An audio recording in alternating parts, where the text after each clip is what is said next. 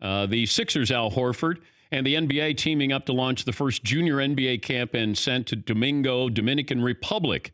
3-day camp will host over 100 local boys and girls from across the Dominican Republic. The NBA and its teams are reaching more than 1 million youth in 75 countries to play league basketball. Actually, over 50 million youths in 75 countries. So it's a great thing that Al Horford and the NBA are teaming up to do, and Al joins us on the program. Al, how are you today?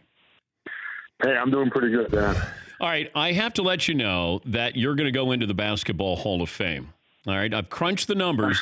Do you know that you're going into the Basketball Hall of Fame? I don't know about all that. Okay, now, it's the Basketball Hall of Fame. It's not the NBA, it's the Basketball Hall of Fame. So if I incorporate that, Al, you won 2 titles in college at Florida, right? Yes. And you've been a 5-time All-Star. Is that right? Yes. Okay. Here's the list of players who have accomplished what you've accomplished in your career. Bill Russell, Gail Goodrich, Kareem Abdul-Jabbar, and Grant Hill. How about that? Man, that's special. That's quite an honor to be named among those guys. Okay. Are you going to start your speech, writing your speech now? When do you start to write your speech, and at what point do you mention me in your speech? You know what? Just because you brought it up, when that time comes, I will. Thank you. Make sure I give you a shout out. Thank you. Thank you. All right. Now, how easy of a decision was it, or was it easy for you to leave Boston to end up in Philadelphia? It was a very difficult decision. Just looking at everything that had gone on, with the season and my time in Boston.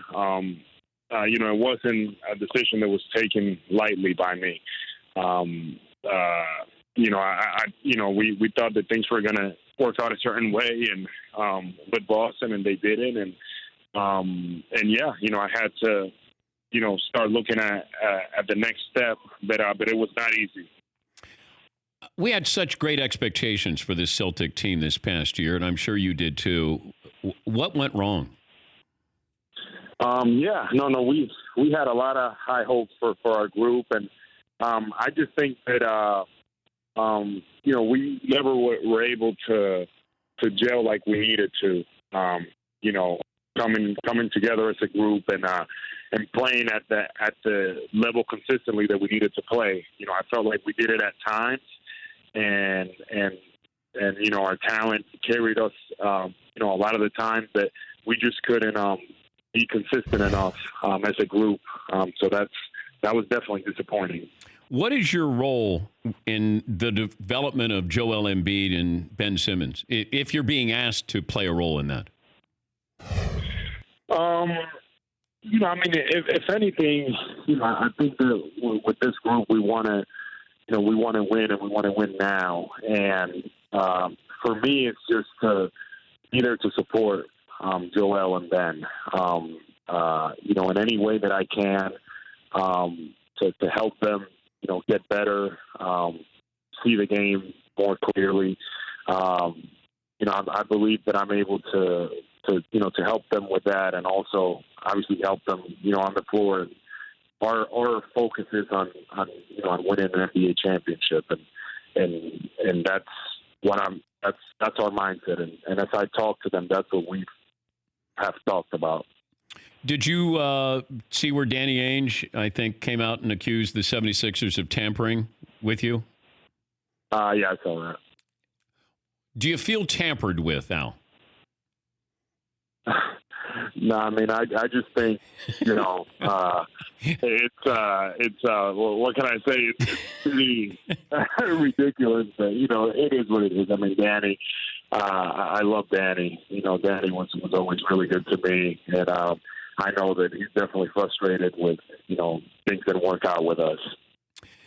Tell me what you're doing with the NBA and the Dominican Republic, what this camp is all about, and how did you get involved in it? I've done some stuff throughout the years in Dominican to help the development of basketball down there, and the NBA, we reached out to them and told them that we wanted them to be involved and see in any way that they can help us. And, they decided to bring the junior NBA program over there. And we're going to be there for 3-4 days, and we're going to do clinics, and, we're going to host a tournament, and it's going to be kids from all over the Dominican. And it's something that I'm really excited about because, it just really gives me an opportunity to really, work, spend some one-on-one time with the kids and really help them and encourage them and hopefully motivate them. So anytime that the NBA gets involved, I feel like it's a game changer. And for a lot of these kids down there, there's a lot of interest in basketball. I just think it gives them, that hope. So, something that really gets me excited. Best offensive player you ever faced was who? Ooh, that's a good question. I'd probably say, it's been quite a few, but I've always was very impressed with Kobe. Just going against Kobe, everything that he was able to do on the floor, and he's very gifted offensively. So I'd have to say Kobe. Did he talk to you? Yeah, I mean, not in I didn't have to guard him much. but yes, I mean, I can't take credit for him, giving us buckets. It was impressive to watch him, work. But did you ever have one of those helpless moments on the floor where you're guarding somebody and you know that no matter what you do, it doesn't matter? It's just not. Oh yeah. Who? No question. With Kobe, yeah, no question about it. With him, and the other guy that happened with me was with Yao Ming when he played.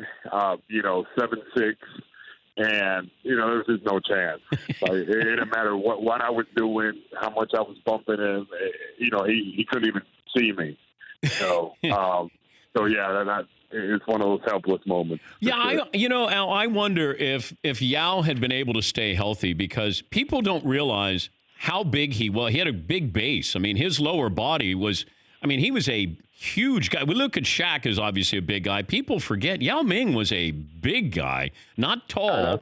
He was big. Yeah, that's what I was telling people. He was tall. You couldn't move him, and he had touch.